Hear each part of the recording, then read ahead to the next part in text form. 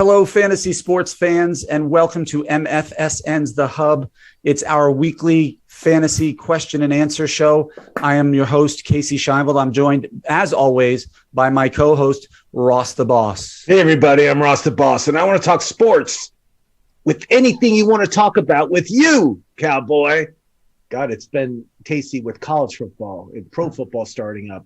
We got U.S. Open going on. We got baseball, big playoff stuff going in baseball. Wild card races going rampant in Major League Baseball, and it's unbelievable. So it's a great time to be a sports fan. It is. It's so many great stuff going on, and I'm excited to start the show. Whatever topic you want to start about, I'm ready to roll. Well, for me, I think it's NFL time. The regular season starts in 2 days. We've been watching every day all these different news updates about the teams and who's getting starting nods and the depth charts, which when it comes to fantasy is all important. Everybody is finishing up their drafts these last couple days before the season starts. So let's talk NFL. And I guess the big story of the week is opening night is Thursday night. Tom Brady against Dak Prescott. Let's talk about that game. What do you think? Okay. Tampa Bay is a 7.5 point favorite going in. It's a home game in Tampa Bay. They're obviously coming off their Super Bowl win. So what do you think is going to happen? Jerry Jones was doing a press conference today saying all good in Dallas. Oh, Ross, I think we might have lost you there. I can't hear you. So we're going to try to do some lip reading. Ross, we were talking about Can you hear me now? Oh, now I can hear you. Yep. I apologize. I don't know what happened. Technical difficulties, but I'm back. Jerry Jones, press conference today, really quick. Said everything's okay in Dallas. All systems go for Dak Prescott. He's ready to roll. Dallas the past few seasons, they're 6-20 against the spread. In Tampa Bay last season, they were at home, they were 6-3 against the spread. So, I mean, talking about betting, it's a crazy game, but I always feel, this is my theory on Super Bowl champions. I always think they have a target on their back. I feel teams get pumped up.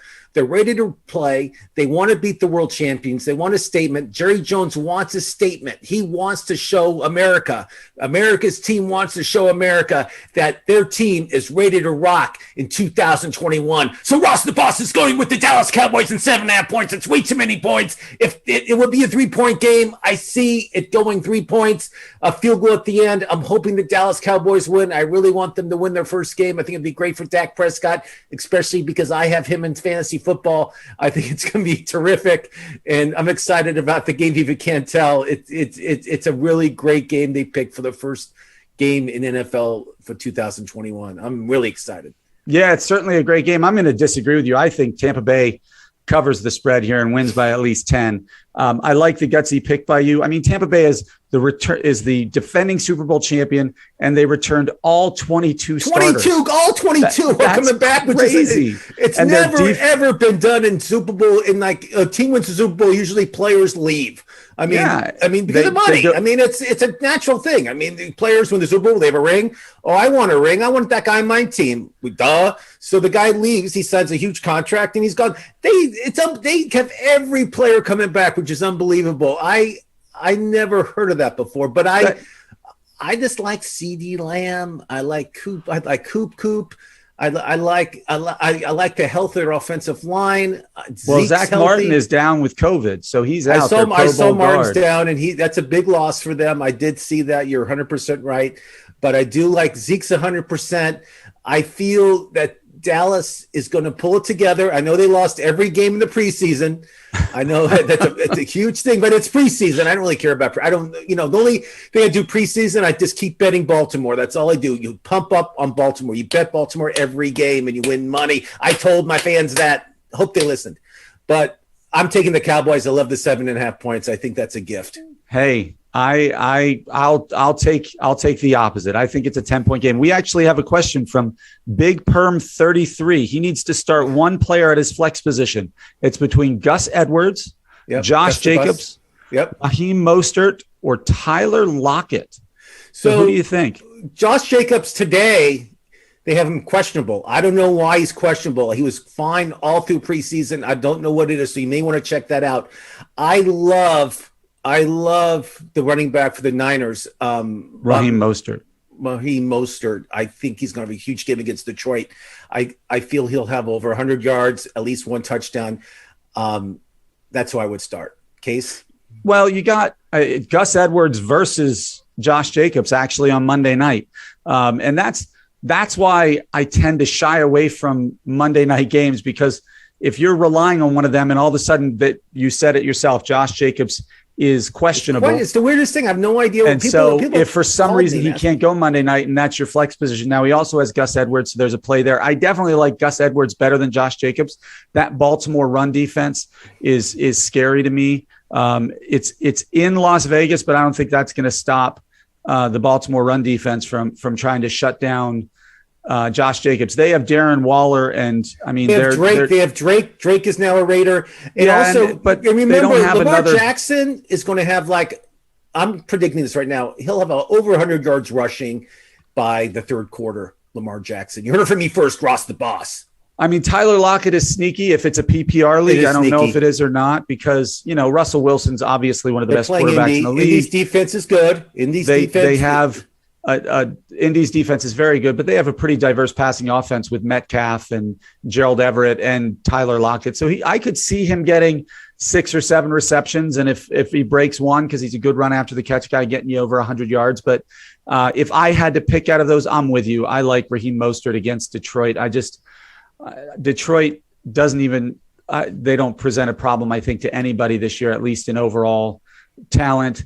San Francisco, as we know, can just run it. The question is going to be Trey Sermon and whether Trey Sermon takes 5 or 10 carries away from him. I think Mitchell, their third string running back, is going to get some carries. But I agree with you, Ross. I'd go with Raheem Mostert.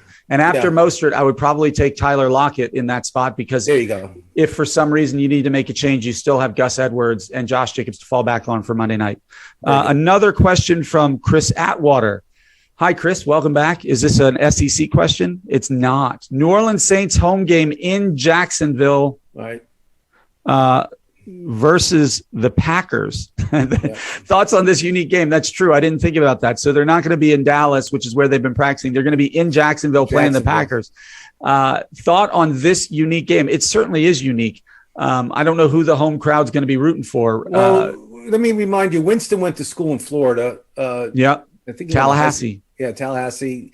He's not really known to go to supermarkets and buying king crab, though. He doesn't want to do that. But what he should do in Jacksonville, he should have a great game. Marquez Colton should be great. They should have like a really good game. I think that's a good game for them against the Green Bay D. I don't think Green Bay's D is that good. But on the other side, we got Aaron Rodgers, and Aaron Rodgers is very angry. All the stuff that happened in the offseason, he has something to prove, just like last year. I feel that the Saints defense last year was rated number 1 in scoring and number 1 in rush defense. They were very, very good last year. People don't realize that. And they're playing in Jacksonville. If I had to pick a winner in that game, I don't bet against Aaron Rodgers. Aaron Rodgers, to me, especially if he has some time to prepare, which he does against the New Orleans defense, I feel that he has a huge edge against Winston. Winston is, he hasn't played in a couple years. I mean, he's been behind Breeze. He's been sitting the bench. I think that's a tough play against Green Bay. So my thought is Green Bay is going to win the game. High scoring game, though. Winston's going to have some touchdowns. He will throw some touchdown passes. It'll be a high scoring game, but I see Green Bay winning by at least 7 points. Okay. I'll let you have that one. I disagree again. I believe in the Saints defense to shut down Aaron Jones and try to contain Devontae Adams. I say try because I don't think you can ever shut down Devontae Adams. And without David Bakhtiari, the starting left tackle, All-Pro. Aaron Rodgers could see a lot of pressure in that game if they can keep him in the pocket and get pressure on him. But Hill's to Jeopardy. Casey Hill's to Jeopardy. Doesn't he get any respect off that alone? Look, I have crazy respect for Aaron Rodgers, but I also have crazy respect for Patrick Mahomes, and the Tampa Bay Bucks showed you what you can do to Mahomes when he doesn't have any pass protection. So you're right. At the end of the day, if you can't protect your quarterback, it doesn't matter how good your quarterback is. So good. But so I'm going to take the Saints, but I do agree it could be a high scoring game. Tony Todd says if Zach Martin doesn't play, the Cowboys don't have a shot, but he could play He's not playing. If he receives 2 negative tests, but I think he actually tested positive. So I'm not sure. Tony, that may be right, but I don't foresee him playing. Jay Kirchville, is Gus Edwards and Claypool for Joe Mixon a good trade proposal? Claypool and who? And Gus Edwards for Joe Mixon. Your Cincinnati Bengals. I'll answer. Yeah, Joe Mixon. I love Joe Mixon, Oklahoma guy. Great runner. He can catch the ball. Bernard's not on the team anymore, so it's basically just him. The thing that scares me about Cincinnati is they didn't improve their offensive line. As we all know, if you don't have a good offensive line in the NFL, you're not going to win many games. And Tony Todd can tell you that. So, I mean, I love the Bengals, as you know, but I don't think Mixon's going to have a great year. I think he'll get a lot of handoffs. So have like 20 handoffs, 65 yards. You know, he'll average 60, 70 yards a game and probably 20, 30 yards receiving maybe. But he's not going to have those breakout games like you'll see other players do this year. I just fear that Bengals – I would stay away from Mixon. I just fear that line is so bad. I'm scared. If I hadn't Joe Mixon and you proposed that trade to me, I would take it. There's more reasons for that too. The Cincinnati Bengals defense is not very good, which means they could be in shootouts a lot in the second half of games, which means it could be Joe Burrow airing it out pretty regularly and Joe Mixon maybe as a check down receiver, but who the heck knows there? You know, I was shocked when they took Jamar Chase over Penny Sewell, who was there, the all-world left tackle out of Oregon. I thought that should have been a top priority for Joe Burrow and for the Bengals was to protect his blind side. But, hey, they didn't do it. So Gus Edwards, we know Baltimore is committed to running the ball. I would rather have Gus Edwards, Claypool, and Tyson Williams on my team than Joe Mixon at this point. That's just the way I would look at my roster. I think with Justice Hill, for everybody who's been paying attention, tore his Achilles yesterday or the day before, so he's out for the season as well. They talked about bringing Le'Veon Bell in for an interview or for a tryout. Yeah, I'm not worried about I'm not worried about any of those because and I wish I could quote the reporter who I read this from. I'm sorry if you're listening, but some of them said if J.K. Dobbins hadn't gotten hurt, that Justice Hill was on the chopping block anyway. He was likely to get cut because he's so bad at pass protection, and Tyson Williams showed how good he is in that area. So I would rather have Edwards and Williams to pair with Claypool than I would Joe Mixon, unless I have a super deep running backs and wide receivers behind that, because I think Mixon is a great running back, low end running back 2 or high running back flex. Yeah, I would stay. I don't think he's a running back 1 this year. I say he's running back 2. He'll be in the top 15. He's not gonna break any records playing running back this year in Cincinnati. As much as I want him to, trust me. Yeah. Do I start Deebo Samuel? This is Chris Atwater again, or Kareem Hunt in my flex spot? What do you think about that? As we already said, the 49ers Deebo's coming off a huge injury in San Francisco. I feel Detroit, their pass defense is okay. It's not as bad as their run defense, but San Francisco's going to be up by a lot of points. I don't think they'll throw the ball much in the fourth quarter. I'd rather start. If I was him, I'd probably start Samuel, I guess. I think Samuel will have a touchdown and at least 60, 70 yards. I think that's a good start. That's tough for me because as we know, they're going against Detroit. And so they might be just running the ball in the second half of the game. We don't know. And who's going to be quarterback for which plays. They're talking about Jimmy Garoppolo for some sets and Trey Lance for others.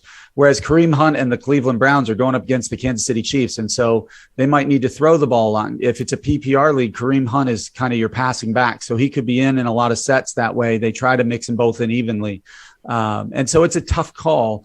I would probably go with Kareem Hunt just because I like the passing and running combination. But Deebo Samuel could be just as valuable. I think it's a coin flip. They're pretty. It's a coin flip. That's a tough one. I mean, you're talking about 2 players that probably at least have 1 touchdown, at least have over 60, 70 yards. So that's a very tough call. All right. What do you guys think about cutting your kicker in fantasy leagues to roster guys who may come into value later, such as Chuba Hubbard or Tony Pollard? So I know what you're saying about the theory, but you still got to start a kicker on Sunday, correct? I mean, you're not going to go. You don't have to. You could sacrifice many points. But you're sacrificing 7 to 12 points a game. Exactly. That's crazy. And those 7 to 12 points can win you the week. So it's stupid play. You want to start a kicker every week, especially kickers that have great foots that can kick over 50-yard field goals. If in your league, that if you kick over 50 yards, you get a bonus. Most leagues have that. So yes, you start a kicker. You don't have some player on your bench you're not going to play the whole season because you think he might come in someday over an injury. It's stupidity. So yeah, you take a kicker and you start him every week. I agree. Now, if the strategy is you drop a kicker the day after he plays every week to pick up somebody else of value, and then on game day you pick up a kicker and stream them and drop whoever didn't accrue value that week, I guess you could do that, because I'm not a big fan of drafting kickers. I think you draft every year the most valuable player, and then you can pick up a kicker on game day. So it is a strategy that can work if you don't have an astute or savvy kind of league that you're in where you can drop some players and then pick them back up. Yeah, but I would definitely start a kicker. I've won many weeks with my kicker. Okay, Dan said, of course you start a kicker on Sunday. So he agreed with So he what was you're going saying with is what I thought he was saying. I know what Dan's saying. I mean, your theory will only will work if somebody gets hurt. I get what you're doing, but again, I'm fine with streaming kickers week in and week out. I do that all the time. I stream my kickers Matt Prater I'm starting this week, not because I think he's going to be a huge week, just because I had him on the show last year. We had him on the show last year. And he's playing Tennessee, and I think that's a good place to kick. And Prater was like my last pick. He would have been on waivers if I didn't pick him up. So kickers, I mean, look who led the scoring last year with kickers. I think it was Jason Sanders of Miami. No one predicted that. He was on waivers almost the whole year. Yeah, everybody takes Tucker, but everybody loves Tucker, and I love him too. He's a great kicker. He has the all-time record for the best percentage of any kicker all time. But then it's the kicker for Kansas City, Booker or Butler, or whatever you say his name. And then you got, then all those kickers are the same to me. I mean, there's 20 kickers who I would have who kick on my team. I'm not prejudiced at all when it comes to kickers. Which defense do you think will be the most surprising this year?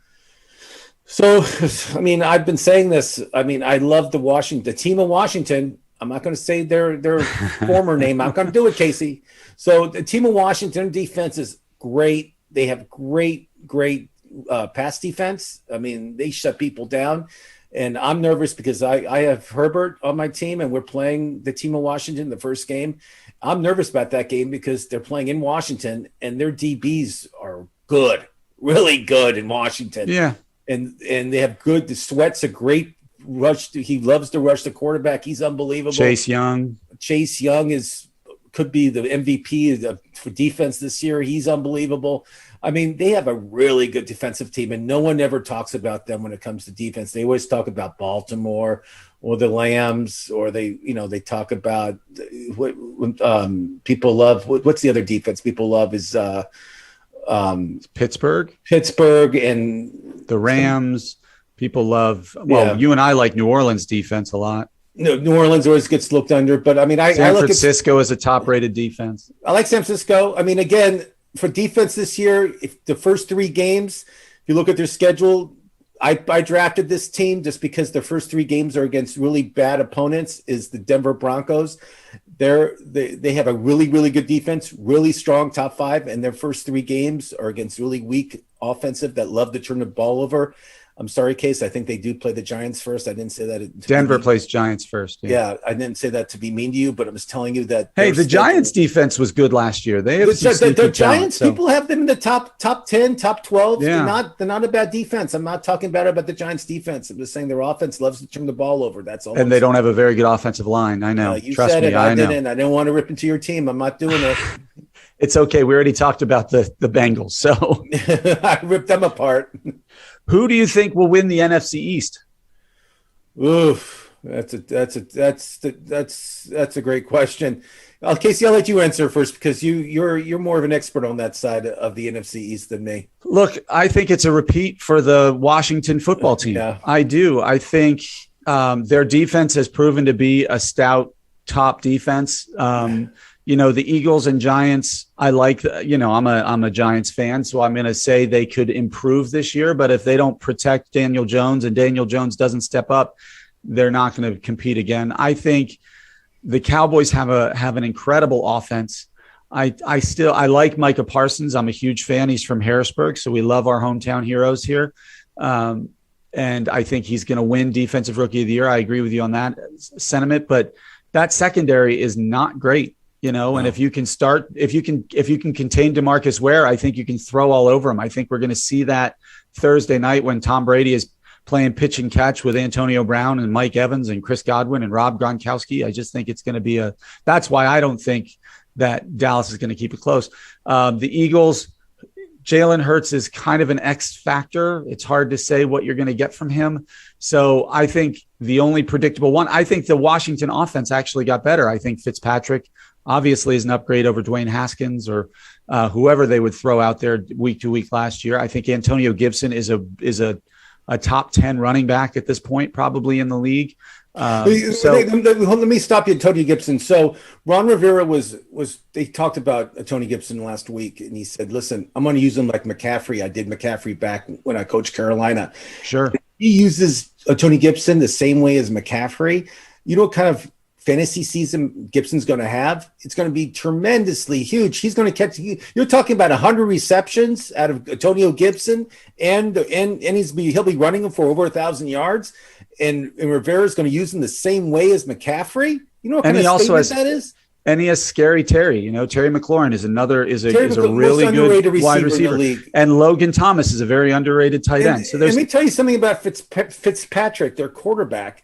He loves to throw the ball. He first of all, he has like the most attempts of any quarterback in like the past 2 years, like combined. It's like some crazy stat I read about him when he starts, and he throws for 300-yard games. When he starts, he throws for 300 yards. It's not like a guy that doesn't throw for 300 yards. Yeah, it's just a question of whether it's 3 touchdowns or 3 interceptions. There you go. Said it. If he can manage his interceptions. You nailed it, Casey Scheinfeld. I feel the Washington team is a team to beat in the East. I agree with you 100%. And I feel the Eagles are going to be the most improved team because last year their offensive line was all over the place. They started 25 different guys in different positions. It was crazy.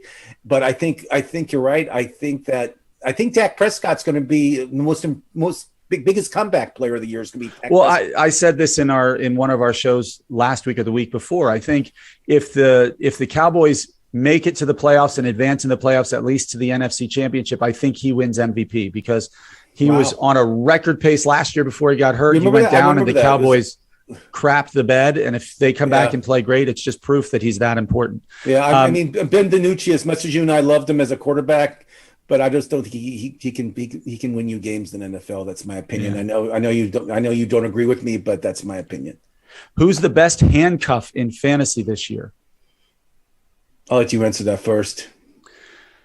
Man, I am going to go with, is it Javonte Williams? Is that his first name in Denver? Yeah, Javonte, the rookie running back. Yeah, I think I would say he is behind Melvin Gordon. They've announced, I think, Melvin Gordon at the top of the depth chart. I think that lasts maybe 2 weeks or 3 weeks.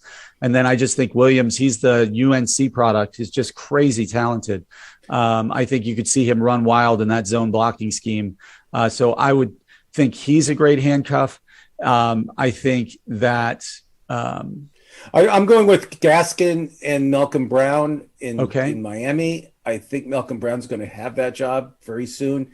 There's also Jamal Williams? Jamal Williams in Detroit is a great handcuff. I think Jamal Williams is going to eventually get that job from Swift. He's tremendously hard to tackle. And, in Green Bay, you got A.J. Dillon's going to want the ball more. I know you're sold on Aaron Jones. I like Aaron Jones, too. We all think he's a top 5 running back. But A.J. Dillon's knocking on that door. He's knocking on that door. Yeah, there's a lot.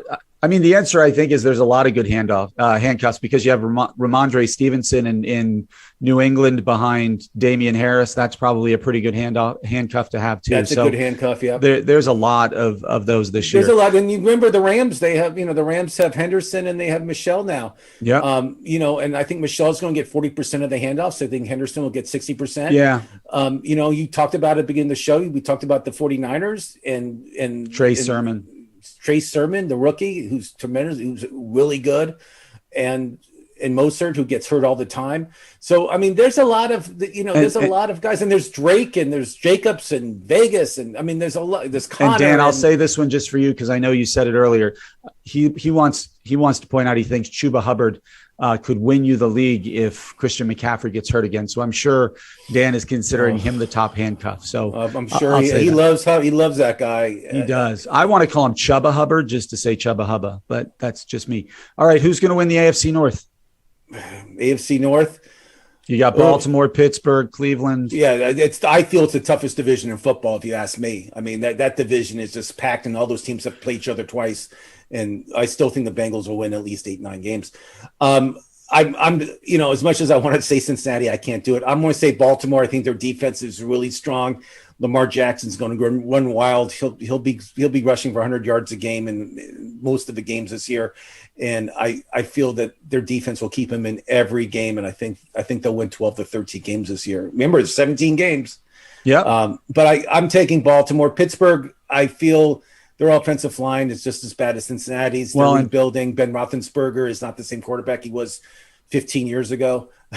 And we'll see if TJ Watt signs and gets on the field. Oh yeah, he's not even practicing. He's like on the side of the field, like doing drills by himself. I think we saw the tape on that. But TJ Watt still isn't signed, and he has a couple days to sign. If he doesn't sign, he doesn't play. I mean, he's not going to be invited to come to the games. I mean, he has to stay at home and watch them like you and I. It's unbelievable. And then you got your Cleveland Browns. I mean, the Cleveland Browns, I feel, is a team that improved during the offseason.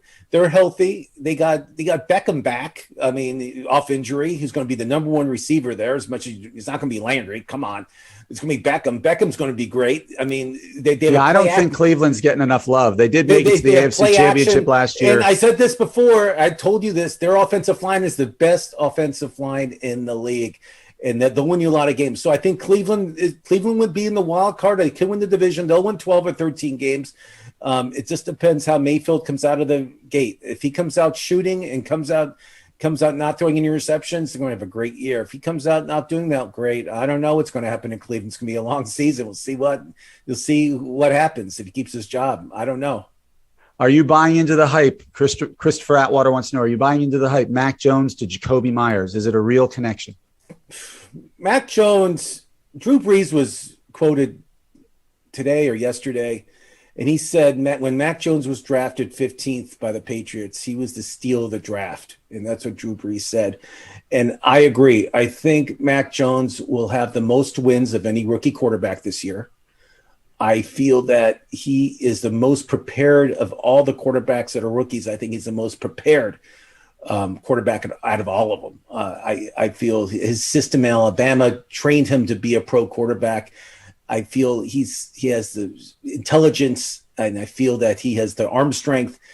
But I feel that Nelson Aguilar is going to be the number one target in Interesting. New England. See, and I was going to say Jonnu Smith. I like Jonnu Smith's another good one. I mean, I love the tight ends. I love the tight end.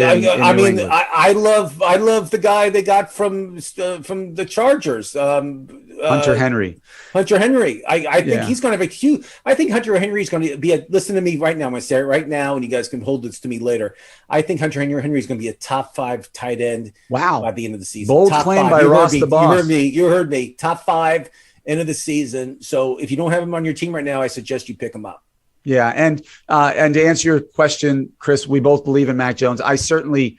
I drafted Jacoby Myers in a couple of the leagues I'm in as a 4th receiver on my bench that I can certainly insert if that connection is real. So I'm not 100% sold on it, but I am certainly optimistic about that connection.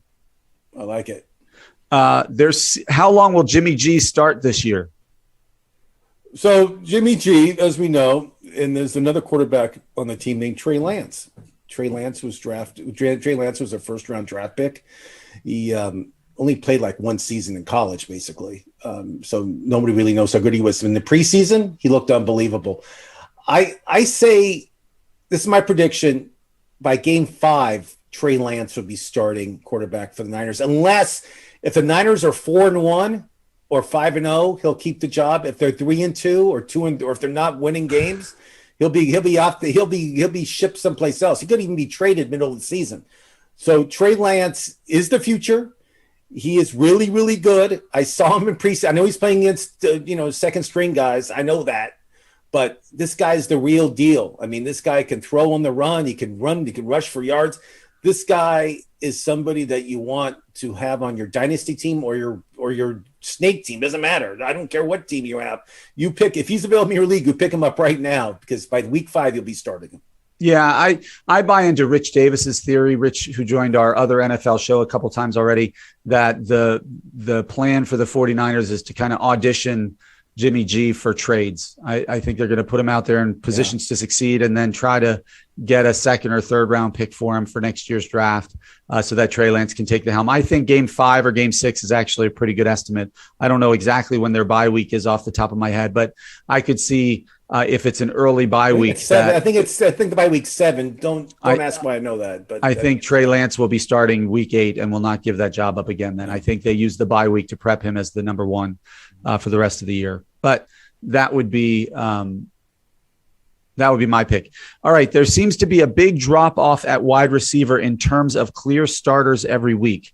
I think there's a drop off in clarity after the top 15 or so. What do you guys think? So Ross, other than the top 15, and I can bring him up if you want. Hold on one. You bring it up, I'll talk. So basically, certain markets don't really publicize like Robbie Anderson, who plays for Carolina, gets no press, or DJ Chalk gets no press. So all these guys who are number 1 receivers on these teams, no one cares about these guys, because first of all, they're in a small market. Second of all, they're on teams that have losing records. And third of all, there's no flash there. These guys aren't doing any commercials. They're not getting any press at all. But these guys, stat-wise, like let's say Boyd for Cincinnati, Boyd was a top 20 wide receiver last year. No one knows that because no one cares about Cincinnati. So you got to read the stats. You got to know what's going on with each team and each receiver. Each team has a number 1 receiver, obviously. So I know there's a drop off, but I mean, people love to take people will take like a number 2 receiver off a big market team before they take a number 1 receiver from a small market team. It's common play in fantasy football. That happens all the time. Case, why don't you read some of the top 10? The top 10 I shouldn't have to name. Adams and Hill and Ridley and Hopkins, that whole crew. So I'll start at number 13. That's Julio Jones. 14 is Chris Godwin. 15 is CeeDee Lamb.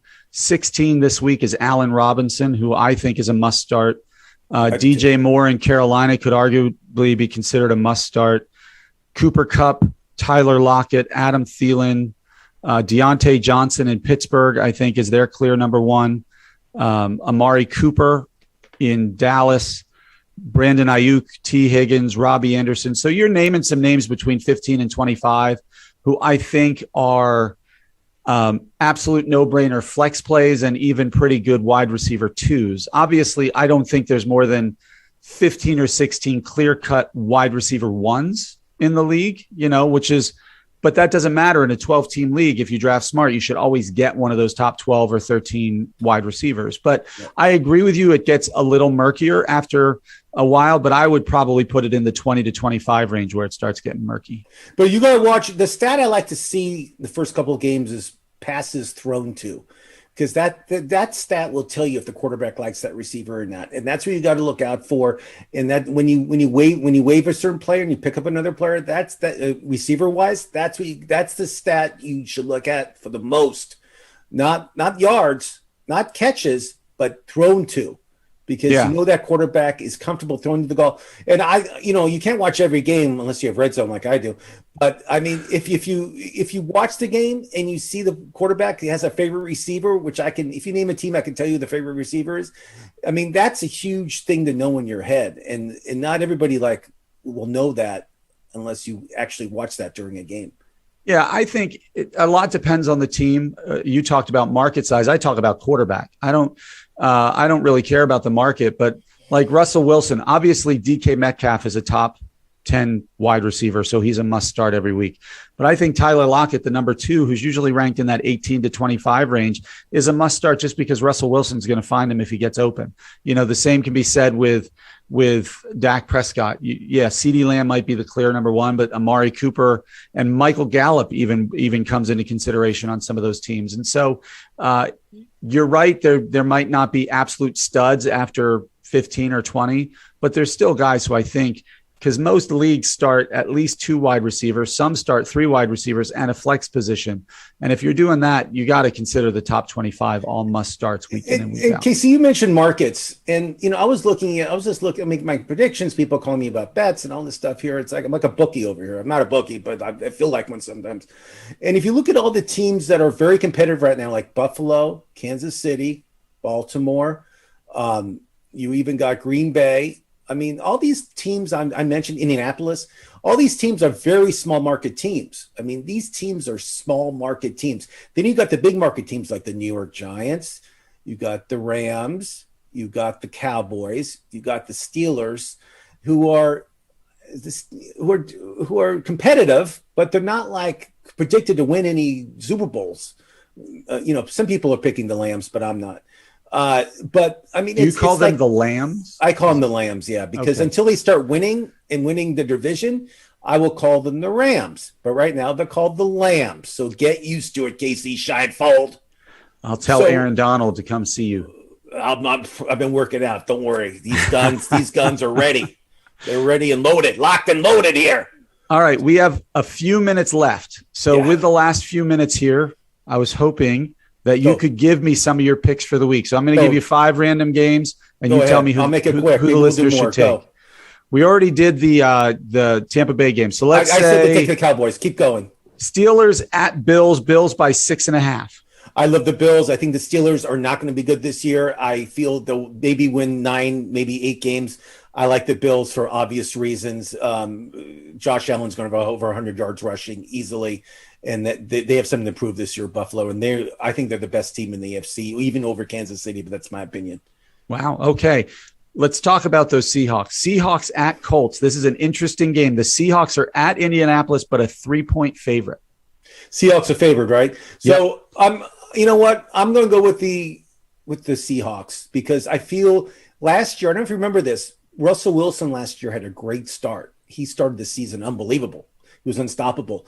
And Carson Wentz is their quarterback. Until Carson Wentz proves to me that he's a starter in the NFL, which he wasn't last year, I'm taking Russell Wilson. So there you go. All right. Chargers in Washington, but the Chargers are favored by 1.5 points. As much as I want to take Washington, I think they're a great team. I'm not betting against Herbert. Herbert and and Eckler and Keenan Allen and the whole gang. I think it's going to be a low-scoring game. It's going to go under, but I'm taking the Chargers. All right. I don't know if anybody would bet this game, but I'm going to name it anyway. Name it. Jacksonville at Houston. So Jacksonville is a 3-point favorite, but this is a battle of the losers. I'm going to take the guy behind me. If you see who's behind me, it's Trevor Lawrence. Houston is the worst team. I'm going to say this right now. They're the worst team in the league. They have no one left on defense. They got rid of JJ Watt. They're decimated. Their running game, David Johnson's their big running back. He's not what he was 3 years ago. He's been injured a lot. I love him when he was like in his peak, he was great, but he's not the same player. Their offensive line's bad. Jacksonville's the team of the future. I think in 3 or 4 years they'll be in the Super Bowl. That's my prediction.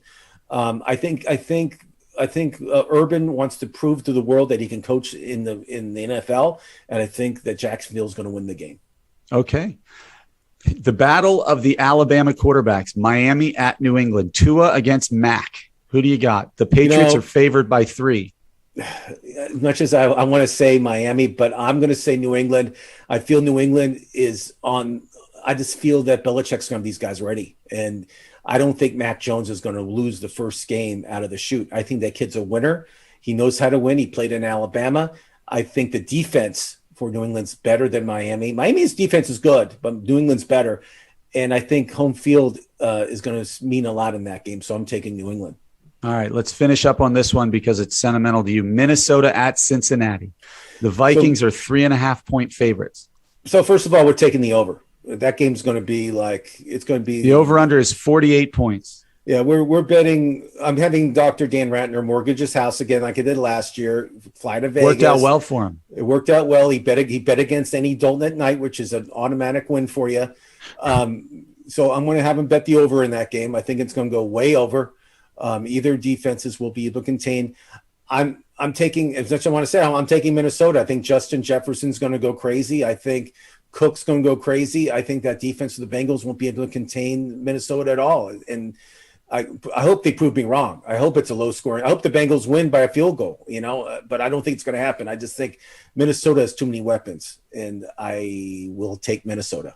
Okay, I think I would take the over too. I don't think either of those defenses are very good. So. No, and Burrow's going to go nuts. I mean, you brought it up. Andy Dalton at the Rams Sunday night. So okay, let's cancel the bet that I said for Dr. Dan to do. There's a new bet now. Dr. Rams Dan by 7. Dan's going to fly to Vegas and bet on the Lambs to beat Chicago. Danny Dalton at night, any time it's prime time, the guy chokes like any quarterback ever does. And I predict by the third quarter, you'll see Justin Fields playing quarterback for the Chicago Bears, and the Rams should win by at least 10 points. Okay. That sounds great. Maybe Justin Fields was excited when he looked at the schedule and saw this. If he knew that stat, he's I'll be the starting quarterback by week 2. Well, the reason I think the reason I think the Bears did not start Fields the first game is because of that, what you just said, because I think that Aaron Donald is going to chase down these quarterbacks and hurt them. And I don't think they wanted the rookie from Ohio State to get hurt in his first game against Aaron Donald, which could easily happen. The Bears' offensive line isn't as bad as the Bengals or Pittsburgh, but it's not very good. So you're going to see a lot, that game's going to be very lopsided. It's not going to be close. Dr. Dan's he'll be moving into like a house double the size now. It's going to be unbelievable. All right. Well, Ross, thank you for your knowledge. And by the way, to those listening, trust Ross when it comes to his picks. We often joke about how great we are at things, but Ross's success rate on picking these games is very impressive. And if I lose, I don't want any death threats either. So bet on your own. But he's a trusted source. So everybody, thank you for listening. Thank you for tuning in. If you liked what you heard, please like the video, click subscribe, ring the bell for notifications. And as always, leave your comments below. We love talking fantasy sports. We love talking any sports. And we look forward to this NFL season starting on Thursday. We can't wait to bring you the waiver wire starting next Monday night with the time, I believe, will be 8 p.m. Eastern time, 5 p.m. Pacific. If that changes, we will let you know. Have a great night.